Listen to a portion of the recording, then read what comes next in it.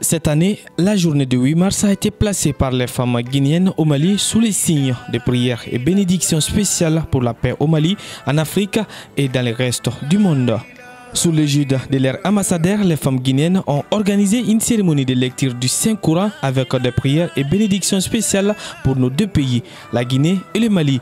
Conformément au thème central retenu pour cette année qui est pour toutes les femmes et filles, droit, égalité et autonomisation, la présidente de la coordination des associations féminines guinéennes au Mali, Adja Aïssatou Camara, a rendu hommage mérité aux femmes guinéennes au Mali et à leurs sœurs du Mali, d'Afrique et du monde entier. Dans l'ensemble, nous traversons des réalités qui forgent chacune de nous. Toutes les aspirations de la gente féminine est un créneau sur lequel nos familles sont établies.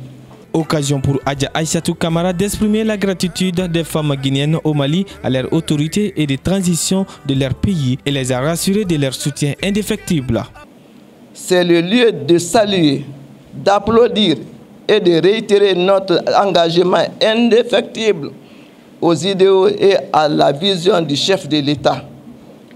Nous, femmes de Guinée, établies au Mali, ainsi que la diaspora, soutenons inlassablement avec une conviction sans équivoque et ferme toutes les actions salvatrices de notre visionnaire, le général du corps d'armée, Mamadi Doumbouya, et pour la même occasion lui dire de ne pas fléchir, de ne pas se fatiguer, car, Monsieur le Président, nos prières, bénédictions, vous accompagne en tout lieu et en toutes circonstances.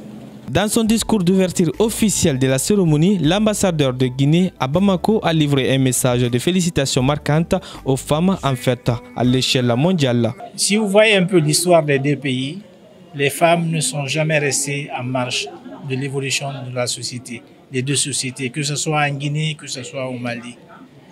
En Guinée, surtout, la femme, c'est un symbole. Même le nom Guinée, on la confond à la femme. Parce que dans une de nos langues locales, Guinée veut dire Guinée, la femme. Voilà, le nom Guinée. Donc c'est tout un symbole. Que ce soit dans l'émancipation de la Guinée, depuis les premières luttes pour la lutte de l'indépendance, pour la souveraineté de la Guinée, les femmes se sont toujours battues. Elles ont toujours été avant-gardistes. Et c'est ce qui est continu jusqu'à nos jours. Après la séance de lecture du Saint-Coran, accompagnée des prières et bénédictions spéciales pour nos pays, la cérémonie a pris fin sur une note de satisfaction générale.